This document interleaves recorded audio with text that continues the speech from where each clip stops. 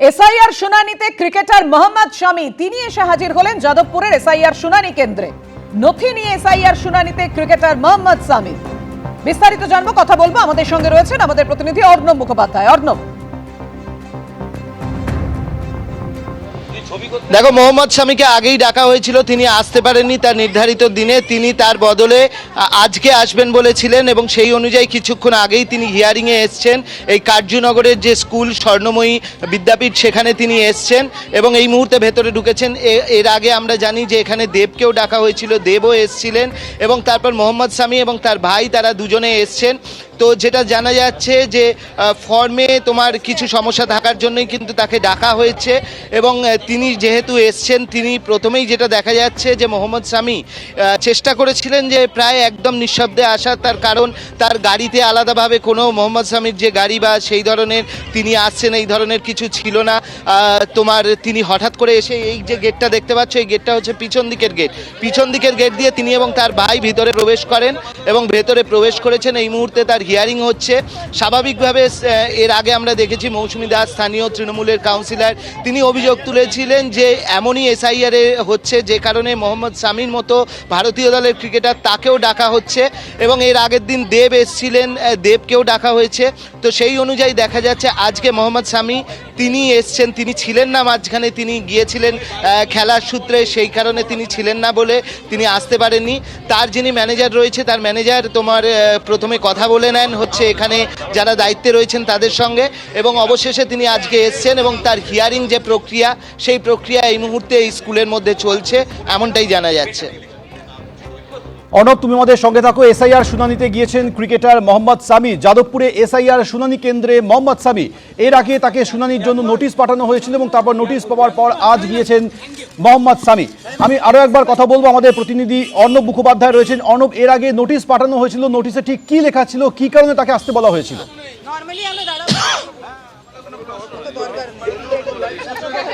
দেখো, এখন এই মুহূর্তে তিনি কিছুক্ষণের মধ্যেই বেরোবেন, পুরো বিষয়টা স্পষ্ট হবে। তবে যেটা জানা যাচ্ছে যে তিনি যে আবাসনের বাসিন্দা, সেই আবাসনের ক্ষেত্রে অনেকের ক্ষেত্রেই যেটা হয়েছে যে 2002-এর যে লিঙ্ক, সেই 2002-এর লিঙ্ক কিন্তু অনেক ক্ষেত্রেই দেওয়া হয়নি। মোহাম্মদ শামির ক্ষেত্রে স্পেসিফিক কী হয়েছে সেটা পরবর্তী সময়ে যিনি দায়িত্বে রয়েছেন তারা জানাবেন, কিন্তু তাকে হিয়ারিংয়ের জন্য ডাকা হয়েছিল। কিন্তু ওখানে আবাসনে বহুজনে রয়েছেন যে 2002-এর লিঙ্কটা পাওয়া যায়নি এবং মোহাম্মদ শামি এখানে এসছেন এই মুহূর্তে হিয়ারিংয়ের জন্য।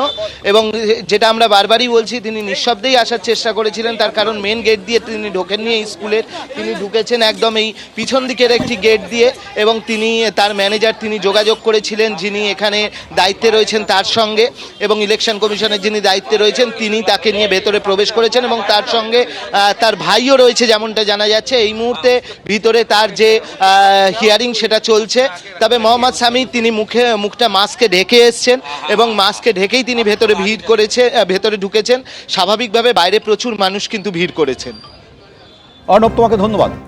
এসআইআর শুনানিতে ক্রিকেটার মোহাম্মদ শামি। বিক্রমগড়ে এসআইআর শুনানি কেন্দ্রে হাজির হয়েছেন মোহাম্মদ শামি। নথি দিয়ে এসআইআর শুনানিতে গিয়েছেন ক্রিকেটার মোহাম্মদ শামি। কিছুদিন আগে তাকে নোটিশ পাঠানো হয়েছিল, তিনি যে এনুমারেশন ফর্ম ফিল আপ করেছিলেন সেই ফর্মের মধ্যে 2002-এর তিনি লিঙ্ক দেননি বলে প্রাথমিকভাবে জানা যাচ্ছে, কিন্তু নির্দিষ্ট আর কোনো কারণ আছে কিনা সেই বিষয়টি তিনি বেরোনোর পর স্পষ্ট হবে। 19শে জানুয়ারি ফর্ম আপলোডের সময়সীমা শেষ হলেও তা আপলোড করা যায়নি বলে অভিযোগ করছেন বিএলওদের একাংশ। এতে বিএলওদের পাশাপাশি সমস্যায় পড়েছেন ভোটাররাও, দাবি করছেন ভোটকর্মী এবং বিএলও মঞ্চ। কি বলছেন তারা, শুনবো। ফর্ম 8 ফিল আপ করতে গিয়ে তারা সেটা সাবমিট করতে পারছেন না। পোর্টাল মানে যে বিএলও অ্যাপ যে আছে এবং ইসিআইয়ের যে ওয়েবসাইট আছে, সেখানে যে ভোটার সার্ভিস পোর্টাল আছে সেখান থেকেও কিন্তু সাবমিট করা যাচ্ছে না। কোথাও সেশন এক্সপায়ার বলছে, কোথাও সেটা সিস্টেম এরর বলছে, মানে পুরো সিস্টেমটা কিন্তু এখানে ক্র্যাশ করছে। এর ফলে কিন্তু ভোটাররা খুব উদ্বিগ্নতায় ভুগছেন এবং ভোটাররা পুরো ক্ষোভটা গিয়ে পড়ছে বিএলওদের ওপর। এবং এমনিতেই জানেন যে বিএলওরা নানা কারণে খুবই চাপের মধ্যে আছে। তো যেহেতু 19 তারিখ মধ্যরাত পর্যন্ত এই কারেকশানের সময়সীমা বেঁধে দেওয়া হয়েছিল এবং তার মধ্যে কিন্তু অনেকেই এই যে কারেকশনটা তারা কিন্তু করতে পারেননি এবং বিএলওরা সেটা চেষ্টা করেও অ্যাপ বা পোর্টালের মাধ্যমে কিন্তু তারা সেটা করতে পারেনি। ফলে আমাদের দাবি হচ্ছে ইসিআই এই পোর্টালটা আপডেট করুক, বিশেষ করে ফর্ম নম্বর 8 সংক্রান্ত যে সমস্যাটি সেটা দ্রুত সমাধান করুক। এবার ফর্ম 8 নিয়ে সমস্যায় পড়েছেন বিএলওদের একাংশ। গত 3 দিন ধরে বিএলও অ্যাপে আপলোড করা যাচ্ছে না ফর্ম 8।